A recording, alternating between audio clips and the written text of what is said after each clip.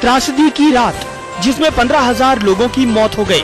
25 साल के इंतजार के बाद सजा मिली सिर्फ 2 साल, वो भी तुरंत जमानत के साथ।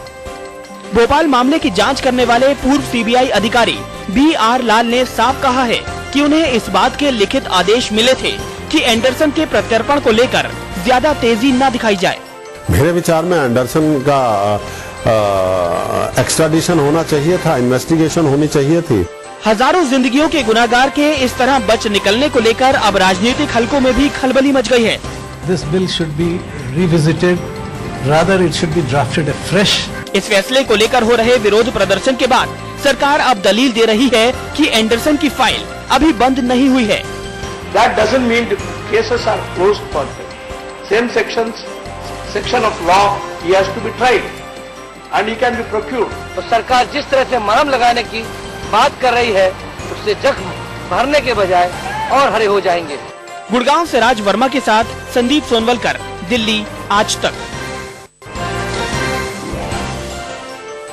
भोपाल गैस कांड का मुख्य आरोपी वॉरेन एम एंडरसन एक ही रात में हजारों जिंदगियों को मौत की नींद सुनाने के लिए जिस शख्स को गुनाहगार ठहराया जा रहा है, आखिर कौन है वो?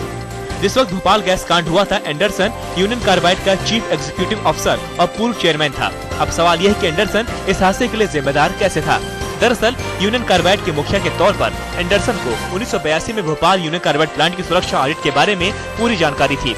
इस सुरक्षा में ऑडिट में भोपाल के प्लांट के खतरों का जिक्र था, लेकिन एंडरसन ने भोपाल के प्लांट की मरम्मत नहीं कराई, जबकि उसी वक्त अमेरिका के प्लांट में मरम्मत का काम किया गया।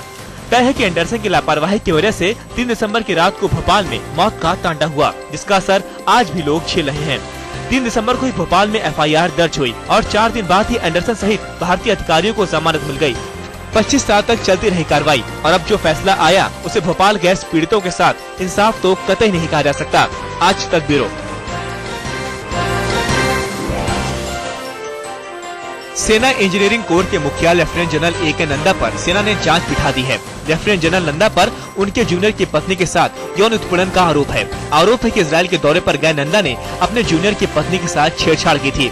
नंदा के जूनियर की पत्नी ने इसकी शिकायत थल सेना प्रमुख की पत्नी से की थी। सेना ने शुरुआत में कहा था कि आरोपों में कई पेच हैं, लिहाजा वो जांच कर रहे हैं। अब जबकि सेना ने कोर्ट ऑफ इंक्वायरी के ऑर्डर दे दिए हैं, तो साफ हो जाएगा कि लेफ्टिनेंट जनरल नंदा पर लगे आरोपों में कितना दम है। वैसे आरोप के तुरंत बाद ही लेफ्टिनेंट जनरल नंदा की पत्नी ने एक लिखित सफाई में कहा था कि वो दौरे में अपने पति के साथ थी और उन्हें ऐसी किसी भी घटना का एहसास नहीं हुआ। पर आरोपों की गंभीरता को देखते हुए सेना ने एक कदम बढ़ाकर अपनी छवि को साफ करने की कोशिश की है, क्योंकि हाल के दिनों में सेना पर भूमि घोटाले, फर्जी एनकाउंटर और जासूसी तक के आरोप लग चुके हैं। आज तक bureau. Light camera action. Team India के कप्तान MS धोनी जयपुर में बाइक पर कर रहे हैं एक विज्ञापन की शूटिंग। विज्ञापन भी बाइक का ही। धोनी ने विज्ञापन की शूटिंग तो निपटा दी, लेकिन क्या आपको नहीं लगता कि धोनी ने बाइक का विज्ञापन कम, खतरों को दावत ज्यादा दी है? इन तस्वीरों को आप गौर से देखिए। अगर 5 लोगों के बोझ तले कोई भी छोटा पहिया निकल जाता या टूट जाता तो फिर क्या होता? इसकी क्या गारंटी थी कि कोई अनहोनी होने पर धोनी को चोट नहीं लगती? धोनी के साथ सवार अगर कोई लड़का धोनी पर गिर जाता तो धोनी को चोट नहीं लगती क्या? अगर धोनी को चोट लगती तो फिर इसकी जिम्मेदारी कौन लेता? अगर धोनी खुद बाइक से किसी वजह से गिर जाते तो फिर अनफिट धोनी 15 जून से होने वाले एशिया कप में कैसे हिस्सा लेते?